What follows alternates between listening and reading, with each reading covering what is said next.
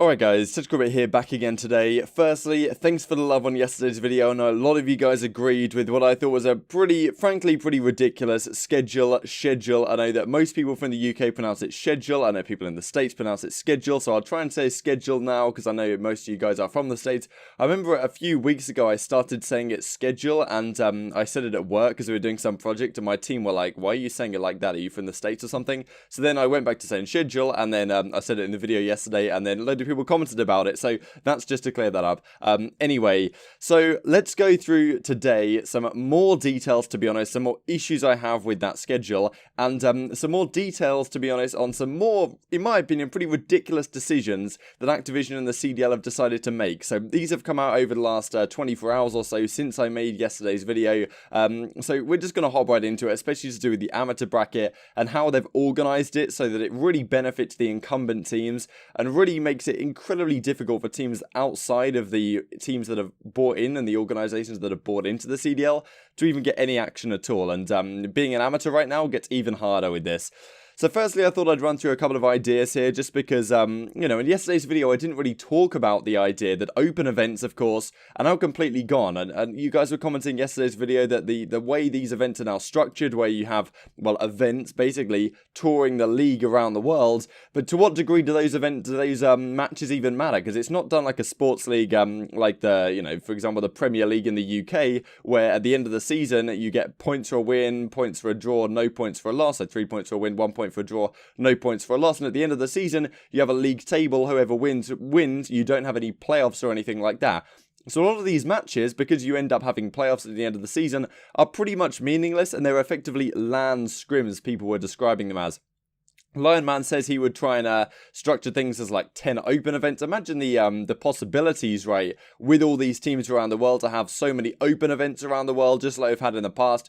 Open events effectively are gone, and as we thought really with franchising coming into play. I did a video way back in February where I was talking about my issues with franchising, and I got a bit of flack for it at the time, and you know, I've been trying to be more positive as a result over the last several months. But now I see this, it's just tough, right? Because I'm a fan of Call of Duty. I love the community, I love the game, I love it, the concept as an esport. I find it really entertaining, and you know, I guess I'm just a fan of the esport more generally, and I try to do my best to promote it.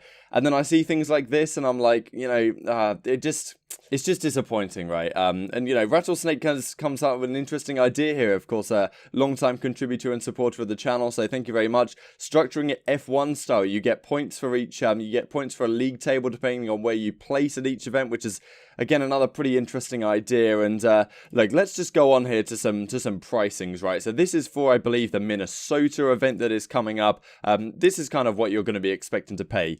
$550 season pass, $150 single day price. I'm sure some of you guys have looked up how much the tickets are going to be costing. It's not pretty, like reserved floor seats. If you know, these are big numbers for what people are going to be watching. I think this was at the Atlanta one as well. People were having a look at this, seeing that, you know, the best available pricing if you want to be on the front floor is like $260 for the weekend. Maybe that's for both weekends, but just wanted to run through this just in terms of how expensive this is. And this is for like VIP as well. You can be playing up to, you know, $310 for the couple of days. I'm pretty sure that's just $310 for the 2 days, February 22nd, 23rd. Yes, okay, you get the VIP ticket, so you get you know, you get to come along and do a meet and greet, have some partner activations, entry into a raffle, exclusive merchandise. But like, this is a crazy amount of money for something that I'm not exactly sure how it's worth it. So let's go on to this real quick. Let's talk about Modern Warfare. I wanted to run this past you because the 2K is coming up today, and there effectively has been a blur glitch discovered in the game. It just goes from bad to worse. If you guys don't want to know what a blur glitch is, I'll put a video on screen from way back in the day in Black Ops 2. This is the classic spot where the blur glitch appeared from. If you're an OG, you'll know what this is already. But effectively, keep an eye out for this in the upcoming clip. The guy's going to be aiming down sights on Raid in Black Ops 2 from the cutout. He's going to be using the MA. In the bottom right hand corner of your screen, you can see a little bush, little plant there, and it will go blurry when an enemy is appearing effectively in that in his field of view, right? Even if he's behind walls or whatever, Parasite did a great video on it back in the day. It was like 4 minutes long. There's so many spots on so many maps that this happened in Black Ops 2. I'm pretty sure it was still a thing at Champs, and then they maybe fixed it after Champs, but I'll just play the clip.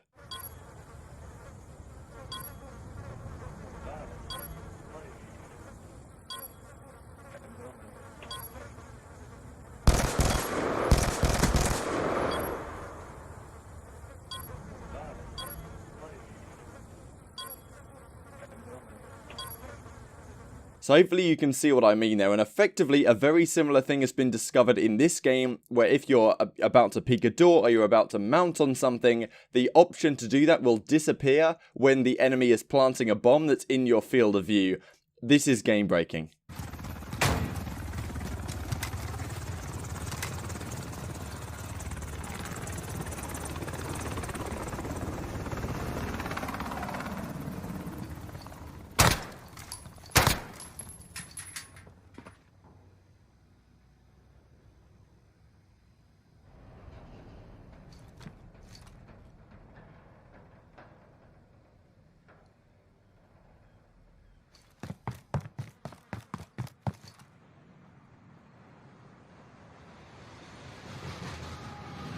So honestly, it just goes from bad to worse. David Mickner does confirm that they have a fix, but it's not going to be implemented in time for the 2K, which is just, it's just an absolute classic. People are going to be abusing this all over the place to stop people planting the bombs, or at least know when people are planting. Apparently, it also works if you're defusing as well. So honestly, just chaos. And let's go into, in addition to that, so the game obviously isn't in a great state as it is, but of course, the CDL and Activision are not necessarily making things much better. So this is what Spinner spent, who's been at MLG for a long time. He's a player relations manager at the CoD League now and formerly at MLG. This is what he tweets out yesterday. So, any player signed to a CDL roster as a player was awarded a challenger point bonus today. So, effectively, this is what pro points would be considered in the past. They should post to your account by 6 AM EST Saturday.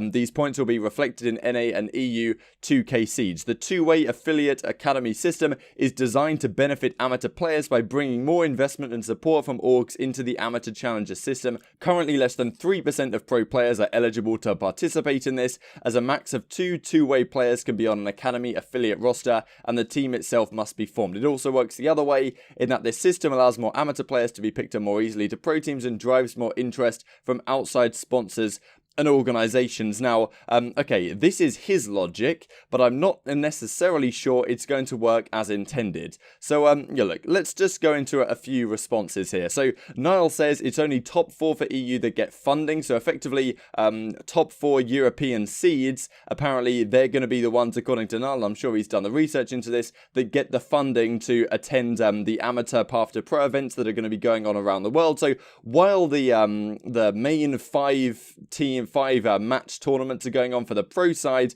the organizations that run those events also have an option, if they want to put on a path to pro situation as well.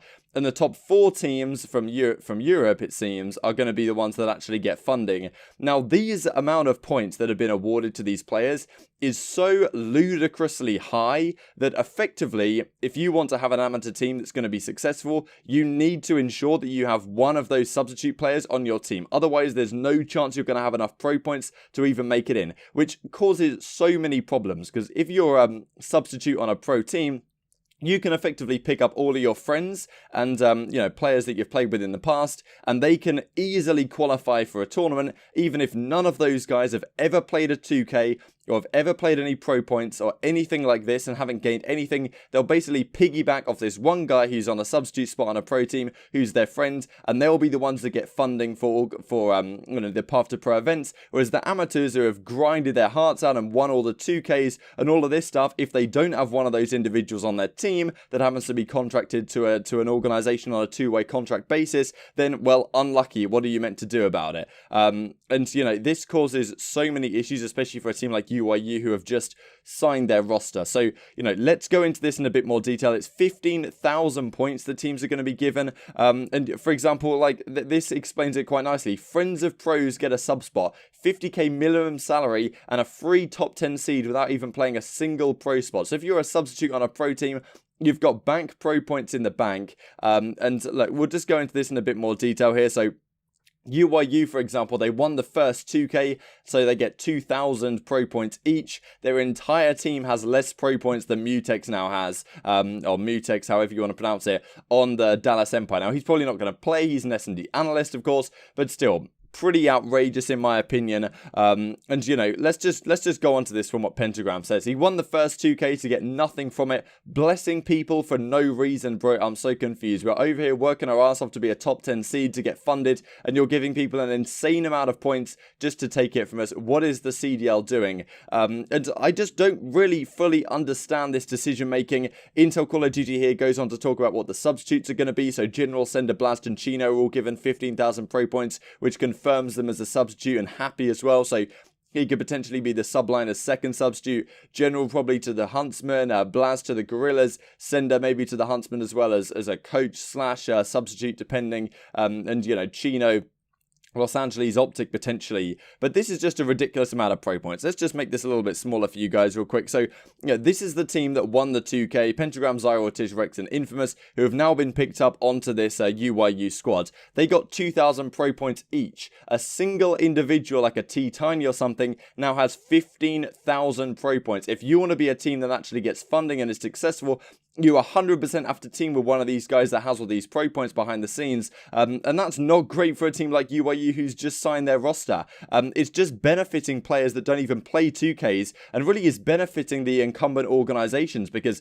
as Spinner Spence attempts to say, that means that those incumbent organizations that have already paid that 25 million to get into the league, they of course have some significant say in the amateur side of things, because their players on the substitute bench effectively have all those pro points, so they're going to dictate how the amateur scene kind of works. But if you're an organization that's outside of the incumbent organizations, what are you meant to do about this? You're effectively forced to partner with these guys that haven't even worked for it. So as Parasite says, basically all teams without any subs on them, so getting a sub from the Pro League into the Amateur League, won't be getting funded by the CDL. They're literally screwing over the amateurs. So basically the people who are already getting paid stupid amounts of money to be a substitute for these pro incumbent organizations, they're the ones who get the funding to go to the events, not the amateurs that they're trying to profess. These guys on the substitute bench, the likes of Mutex, he probably won't even have to play the game at all. He's he will play the game and will be a substitute, whatever, but he's going to be an S&D analyst. He's been effectively gifted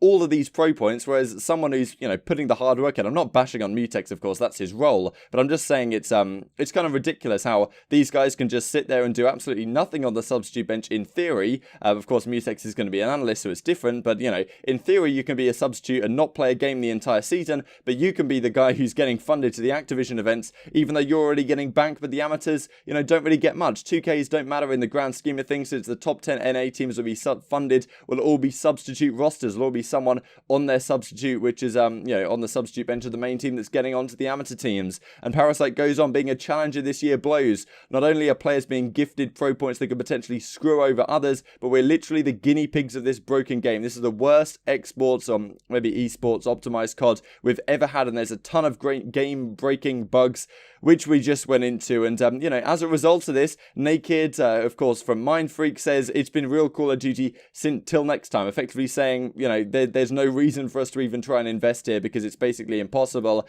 And UIU Drew says a very similar thing. Communication would be nice from the CoD League, unless the end game is to have no outside or endemic orgs in the system. And maybe, this final phrase sums up this entire video. But yeah, hope you guys enjoyed. Like if you did, subscribe if you're new as always. Thanks for watching.